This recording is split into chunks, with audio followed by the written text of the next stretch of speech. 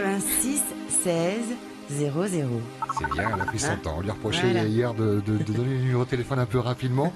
Et le SMS, s'il te plaît, aussi. Alors 7, 1, 2, 3. Voilà. Écoutez, Polynésie Première Suisse, 9h11. On va accueillir un studio hashtag. Ah, ils sont nombreux. Polynésie Première qui présente le premier dessin animé, pour être clair, c'est le premier dessin animé en langue des signes, en tahitien et en français sur les légendes polynésiennes. Qui avons-nous dans le studio? Oula, je me sens un peu seule. Il y a Nico, PK16, Nicolas, Hugues qui s'occupe de la musique et Mike le producteur donc de Hashtag. Bonjour messieurs. Bonjour. Il n'y a pas de filles chez Hashtag? C'est fini. Si, il y en a.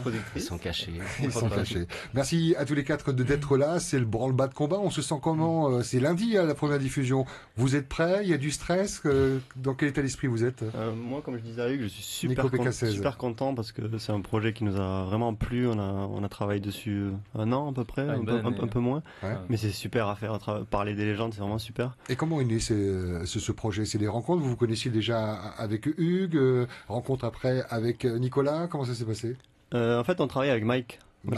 Il fallait qu'on essaie de trouver une idée. Le producteur, donc. Ouais, c'est ça, avec Mike, le producteur. On essayait de trouver une idée simple. Je voulais faire quelque chose d'assez simple pour voir si on était capable de réaliser une série de 30 épisodes, parce que c'est pas évident à faire 30 épisodes. Et du coup, on est parti sur ça parce que je voulais bosser sur les légendes. On est parti sur cette idée. Et après, Nico est arrivé. Moi, je t'ai rejoint, à partir du pilote. Qui a été avec réalisé... sa palette, C'est ça. Non, c'est déjà là. Je suis arrivé. Mais avec une année de dessin, de co-réalisation de temps en temps. À Poly 3D, non, moi j'interviens à Poly 3D. Ah, ok, carrément. Mais là, c'était fait au studio Hashtag, Okay. la réalisation de la série. Et du coup, on s'est partagé le boulot sur les épisodes, sur les 30 épisodes. Qui était, le gros défi, c'était plus la quantité que. Oui, c'est ça, les 30 Ouais, épisodes. ça, c'était un truc que j'avais jamais fait. Après, je sais pas si Nathalie, t'as déjà vu des reportages sur les grands studios Walt Disney, tout ça, mais même les plus petits, pour faire 10 secondes d'animation, c'est des heures de travail, quoi. Ouais, alors on n'est pas à ce niveau-là, du coup. Okay. Puisque comme ça veut dire quoi, on perd en qualité, du coup? On perd un peu en qualité. C'est plus de la présentation de dessins qui apparaissent à l'écran. Et on n'est pas dans la vraie animation comme ça, j'ai pu en faire avant. Là, fallait quand même dépoter, fallait envoyer. C'est en noir et blanc, non, pas autant. Non, on a réussi à mettre de la couleur. ça, on a gardé. Ouais.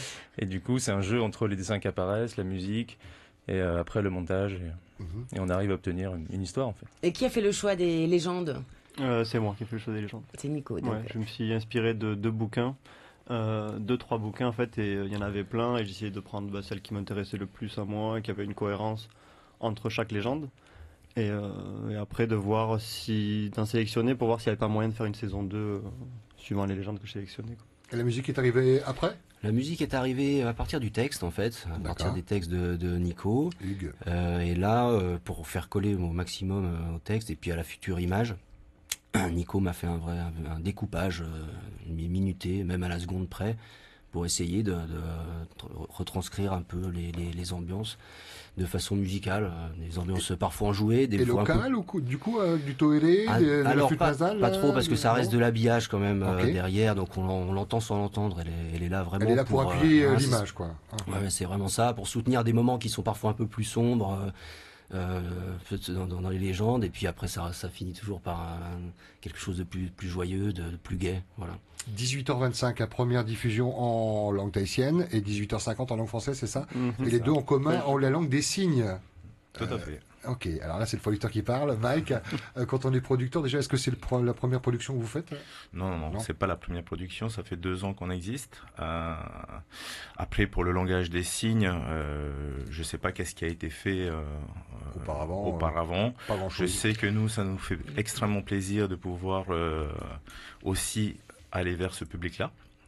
Même si, à la base, c'était une demande de la chaîne quand même, de pouvoir activer. Une demande un peu tardive d'ailleurs, donc j'ai stressé un petit peu tout le monde les 3 dernières semaines, on va dire. Déjà pour trouver quelqu'un qui a les compétences de pouvoir faire la langue des signes. Il n'y en a pas 36. Non, il n'y en a pas 36. Il est tout seul, donc voilà, il est tout seul. Et il est dans une petite bulle dans le coin, là, comme on peut voir sur la télévision. C'est pas une bulle. Pas une bulle. On l'a fait sur fond vert, et je l'ai enlevé, du coup il a incrusté dans les légendes. D'accord. On sait combien de personnes qui vont être touchées par cette initiative? Écoute, j'ai pas les statistiques exactes, mais on m'a parlé d'une population de 3000 personnes. Donc il y aurait quand même 3000 personnes concernées par ce handicap. Donc on est extrêmement content de pouvoir leur Ouais, fournir un programme. C'est ça ce que je disais à Yves qui a fait la langage des signes. Il était très content parce que ça va passer à la télé. Et j'ai reçu 2-3 mails moi, de personnes qui savaient qu'on faisait ça, qui étaient vraiment super contents. Parce qu'ils nous ont dit, du coup, c'est vrai que pour les enfants, c'est super qu'il y ait ça aussi. Donc, comme il dit Mike, on est vraiment contents. Oui, puis certains l'apprennent à l'école également. Je sais que ça se passe, oui, voilà, dans les petites classes. Il y a certaines professeurs des écoles qui apprennent donc aux enfants le langage des signes. Avec Louane, non? Mes chers parents, je vole. Ah ça, je l'ai entendu à la maison. Oui. C'est ça. On a tous été embarqués Voilà. par la musique et le personnage. Vous avez eu des bêta-testeurs, des enfants ont pu visionner. Alors, est-ce que ça s'adresse uniquement aux enfants déjà ou des adultes? Alors pas du tout. moi, vraiment, ma démarche a été c'est simple. J'ai une fille de 2 ans en fait, et je me suis dit, il faut que je me mette dans l'animation, il faut que je commence l'animation, que ma fille, quand elle grandisse, elle puisse avoir des choses de son papa. Donc c'était Donc celle qui a visionné en premier? Non, ça elle a pas vu. Elle a vu autre chose, mais celui-là elle a pas vu encore. Okay. Mais voilà, ma démarche c'était vraiment parce que j'ai une fille. Mais c'est vrai, comme il disait Mike, c'est surtout c'est pour tout le monde. Ça part pour les enfants, mais il faut vraiment que ça plaise au plus grand nombre. Donc j'espère que ça plaira aux adultes. Mais voilà, ça. Au niveau de la tranche d'âge, je pense que des enfants de 5 ans, ils peuvent déjà commencer à bien regarder. Et jusqu'à 80 ans, parce que franchement, même nous, on découvrait... on est embarqué par les légendes. On est embarqué par les légendes. On a quand même une mythologie hyper riche. On est arrivé à plus de 180 légendes. On a eu du mal à en sélectionner 30. Donc c'est pour ça, c'est vrai qu'au départ, on réfléchissait déjà à une saison 2. Bon, on n'y est pas encore, parce que c'est quand même un parcours... Mais il y aurait matière en termes de... En termes de mythologie, d'histoire, oui, il y aurait matière à faire. Par exemple, il y a une légende qui vous vient en tête? Oh non, il y en a plusieurs. Il y en a tellement... Alors dans ce cas-là, on prend les plus connus ou alors on prend celles qui le sont moins pour ouvrir encore plus Moi, j'ai pris celle qui m'intéressait le plus en lisant vraiment. Mais j'en ai une que j'ai vraiment adorée, c'était sur la... Elle veut sa légende, hein. Ne partez pas tant qu'elle n'a pas sa légende.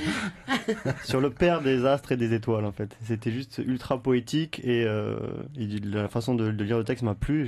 J'imagine déjà des belles images. Et en plus de ça, Hugues m'a fait une musique. Moi, c'est vraiment celle que je préfère. Je l'ai jamais dit, mais c'est celle que je préfère sur les 30. Voilà, maintenant tu le sais. Et du coup, ouais, c'est vraiment, c'est magique. Ça rappelle des films que je regardais dans les années 80. Et comme il disait Mike, c'est ultra riche, quoi. On peut faire ça sur 3-4 saisons, quoi. Moi, celle que j'ai préférée, ça serait peut-être Maui et la course du soleil, ou Pai contre Hiro qui voulait voler la montagne Rotui de Montréal. Enfin, il y en a les 30, on les adore, mais bon, après, oui, on a toujours des petites préférences au moment où on les découvre, au moment où on les sélectionne, c'est sûr. Et vous, Nicolas, est-ce que ça a été facile parce que vous avez eu pas le choix des légendes, on vous les a imposées? Pas vraiment, on en discutait un peu de temps en temps pour la mise en scène aussi, qui est importée dans le choix, puisqu'il y a des légendes qui étaient beaucoup plus compliquées que d'autres à porter à l'écran. Moi, le bénitier géant, j'ai un petit faible. Celui-là, ça m'étonne pas. Les gros monstres. Et du coup, c'était vraiment très intéressant. Moi, je découvrais totalement ce monde-là, des légendes tahitiennes. Et du coup, embarqué dans l'aventure. Voilà, exactement. Une belle aventure. Une aventure qui commence dès lundi. Lundi, alors les horaires 18h25, 18h50. Le repère, c'est avant le VA et avant le JT. C'est un horaire où voilà, les enfants ont été sages, ont mérité, les enfants comme les parents. Hein. On a dit que c'était un programme tout public. Là, il n'y a pas de moins de 10 ans. C'est vraiment tout public. Vous allez en apprendre beaucoup sur le Fénois puisque ce sont les légendes polynésiennes. Une sélection de ces légendes, donc 30, si j'ai bien suivi, c'est ça, 30 épisodes. Voilà. Premier dessin animé en langue des signes en tahitien et en français. Maruru, merci. Je voudrais juste remercier toute l'équipe et tous ceux qui ont travaillé sur ce projet parce qu'ils ne pouvaient pas tous rentrer dans la salle. On n'est pas que 4 et il y a du monde derrière, donc merci à tout le monde. Et celui qui signe, Jean-Philippe Lemay, c'est ça? Oui, c'est vrai.